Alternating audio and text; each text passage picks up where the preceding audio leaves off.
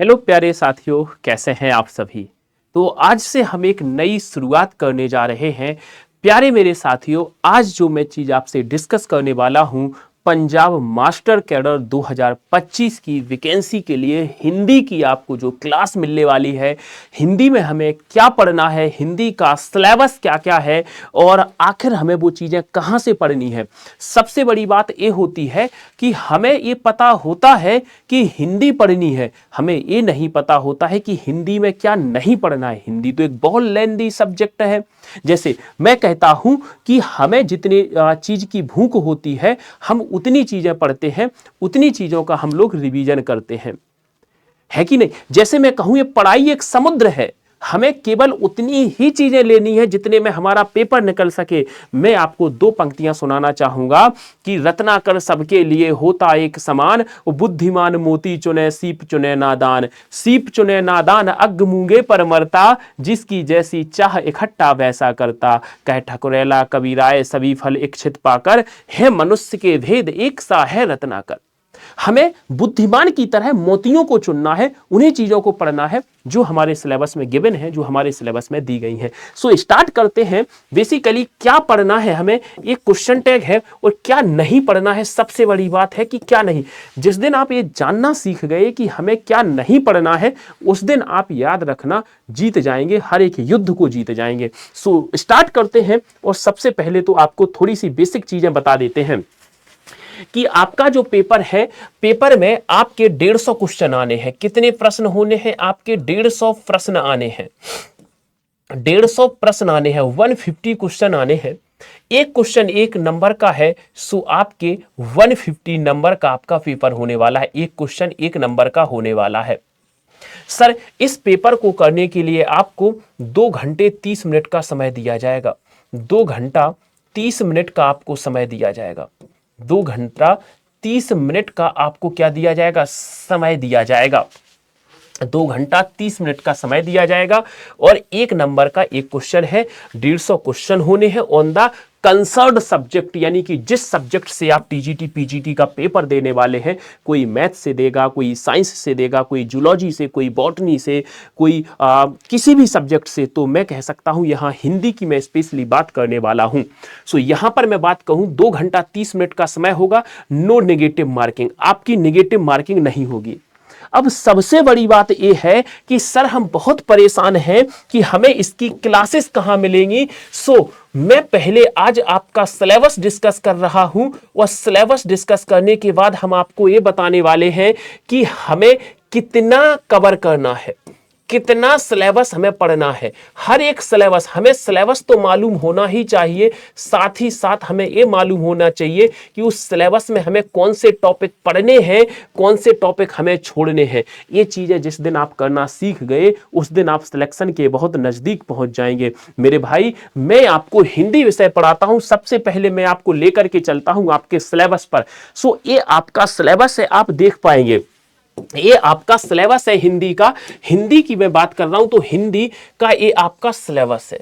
तो नंबर 1 पे लिखा गया है हिंदी साहित्य का इतिहास, और नंबर 2 पे लिखा गया है काका समीक्षा सिद्धांत, और नंबर 3 पे लिखा है व्याकरण, और मेरे भाई काखा गा घा पे लिखा है तकनीकी शब्दावली, और काखा गा घा पे लिखा है अलंकार, और चा पे लिखा है मेरे भाई छंद।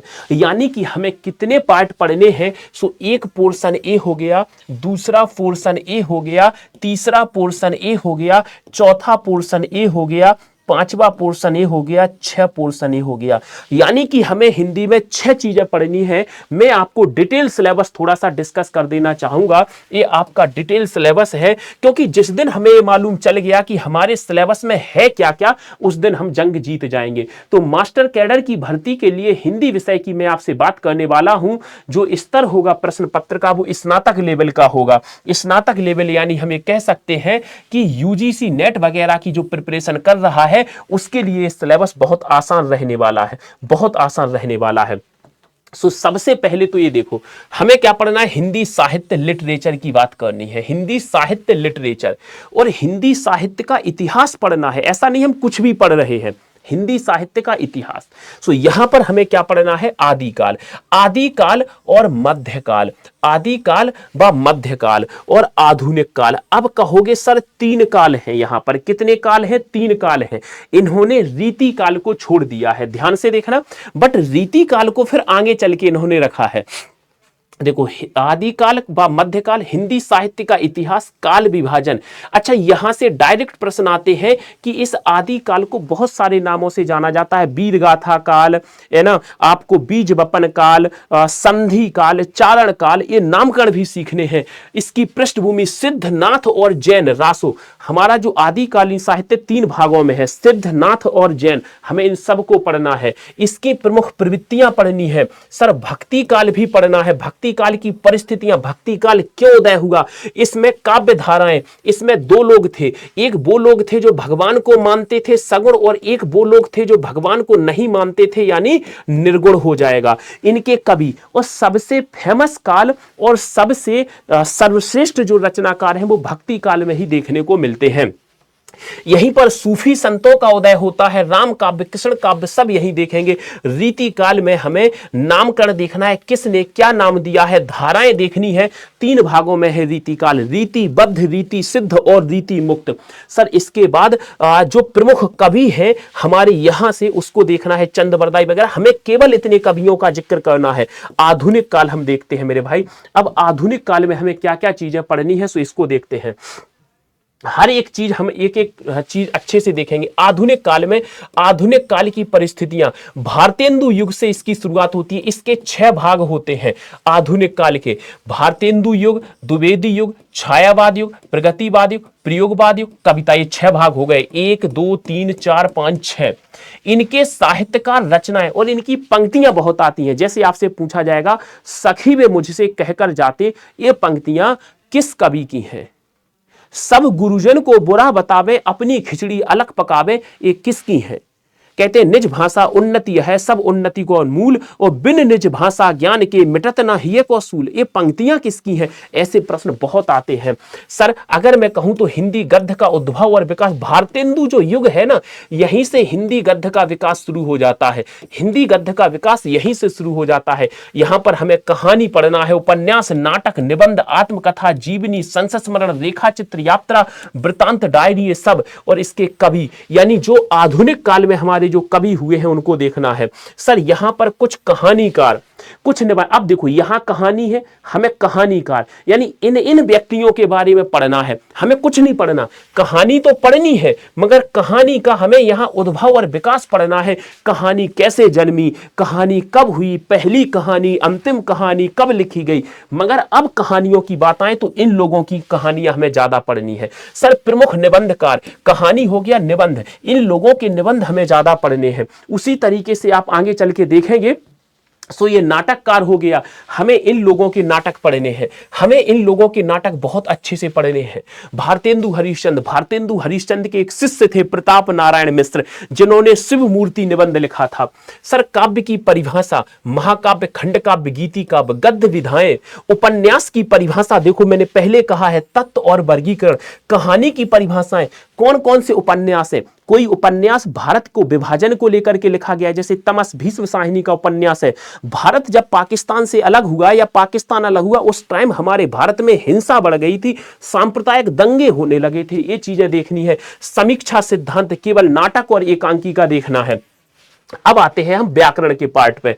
अब ये तो हो गया हमारा साहित्य का पार्ट। का खा, देखो ध्यान से, ये हो गया का खा में समीक्षा सिद्धांत हो गए, गा में आ गया व्याकरण। अब व्याकरण में भी हमें क्या दे, 150 क्वेश्चन आने हैं, हंसी खेल नहीं है। व्याकरण, व्याकरण में हमें भाषा और लिपि देखनी है, और खासकर हमें भाषा और लिपि, लिपि अपनी क्या देखनी है, हिंदी है ना, तो देवनागरी लिपि का विस्तार देखना है, कहां से निकली कहां तक आई। ब्राह्मी लिपि, खरोष्टी लिपि, सिंधु घाटी लिपि, इसके बाद खरोष्टी लिपि, इसके बाद आप देखो कुटिल लिपि, सिद्ध मातृका लिपि, गुप्त लिपि, शारदा लिपि, ये सब वर्ण विचार, शब्द विचार, पद विचार, वाक्य विचार। सर व्यवहारिक व्याकरण, यानी हमें संज्ञा पढ़ना है, विशेषण पढ़ना है।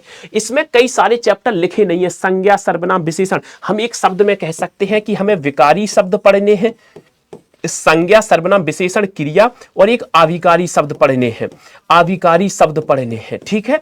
और इसके बाद लिखा है समानार्थक शब्द, समरूपी, भिन्नार्थक शब्द, वाक्यांशों के लिए एक शब्द, ये पढ़ना है। अब देवनागरी लिपि, मैंने कहा ना हमें ये देखना है कि देवनागरी लिपि निकली कैसे है। सो देवनागरी लिपि का उद्भव कैसे हुआ है। मैं जानता हूं पेपर में क्या आएगा, भाषाएं कितनी है, हिंदी के अंतर्गत कितनी बोलियां हैं, पंजाबी किस अपभ्रंश से निकली है, पंजाबी के समकक्ष कौन सी है, ये सारी।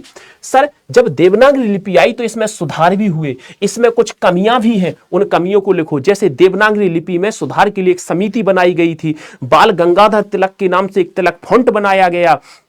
और आप आगे चल के देखेंगे श्याम सुंदर दास ने कहा है कि जो पंचमा अक्षर है इसको अनुस्वार में बदलो। ये सारी चीजें हमें यहां पर देखनी है। हिंदी वर्तनी का मानकीकरण, मुहावरे और लोकोक्तियां। सर तकनीकी शब्द क्या है। तकनीकी शब्द होते हैं वो वाले शब्द जिन्हें हम पारिभाषिक शब्द कहते हैं, जिन्हें हम पारिभाषिक शब्द कहते हैं। वो शब्द जो सरकारी कामकाज में यूज होते हैं।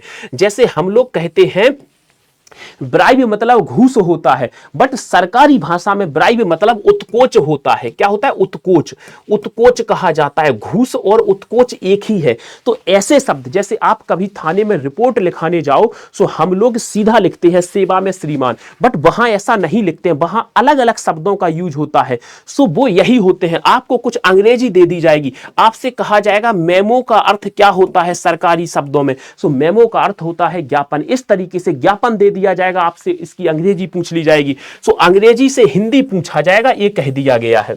अलंकार में हमें देखना है, अनुप्रास पढ़ना है, यमक पढ़ना है, वक्रोक्ति, उपमा, रूपक, अतिशयोक्ति, विरोधाभास और उत्प्रेक्षा। बस इतने अलंकार हमें पढ़ने हैं। और इसके बाद छंद में देखें सो छंद में यहां पर हमें दोहा, सोठा, चौपाई, सवैया, कविता, कुंडलियां, यानी हमें कह सकते हैं हमें मात्रिक छंद भी पढ़ना है और हमें वार्णिक छंद भी पढ़ना है। सर क्यों? क्योंकि जो सवैया है वो वार्णिक छंद है, यहां मात्राओं को गिना जाता है और यहां वर्णों को गिना जाता है। सो हमें इतनी सी चीजें पढ़नी है। हमारे लिए जो सबसे बड़ा टफ टास्क है वो है हिंदी साहित्य। ये चीजें क्या है, जल्दी हो जाती हैं। हिंदी साहित्य हमारे लिए थोड़ा सा लेंदी पड़ेगा क्योंकि 150 प्रश्नों का सवाल है। ऐसे तो नहीं जाने दे सकते हम लोग, ऐसे तो हम लोग नहीं जाने दे सकते मेरे भाई। 150 प्रश्नों का सवाल है, 150 प्रश्न आने हैं। सो मेरे भाई अगर आप चाहते हैं कि मैं इसकी क्लास शुरू करूं, सो मेरे भाई और मेरे बहन, मेरे देवी और सज्जनों, मैं आपसे बस इतना कहना चाहूंगा कि अगर आप चाहते हो क्लास शुरू करें, सो आज की ये जो क्लास थी introduction class, syllabus discussion class मान सकते हैं। आप कमेंट करके जरूर बता देना कि भैया जी आप क्लास शुरू करो, और इस क्लास के नीचे आप अपना एक फीडबैक छोड़ देना। ठीक है, आप इस क्लास के नीचे अपना एक फीडबैक छोड़ देना कि सर कैसा लगा ये इवेंट, और हम चाहते हैं कि आप YouTube पर शुरू करो। सो मैं आपको बता देना चाहूंगा, अगर आप चाहते ही हैं कि शुरू किया जाए, सो एक बात देख लो। अब आप चाहते हैं कि इसकी क्लासें आपको YouTube पर मिल जाएं, इसकी क्लासें आपको YouTube पर मिल जाएं जीरो से बिल्कुल शुरू से। सो आप इस सेशन के नीचे कमेंट कर देना। और देखो मैं आपको सीधा सा बता दे रहा हूं, अगर ज्यादा बच्चों का सपोर्ट है तो ये क्लासें जीरो से मैं शुरू कर दूंगा। सीधी सी बात है।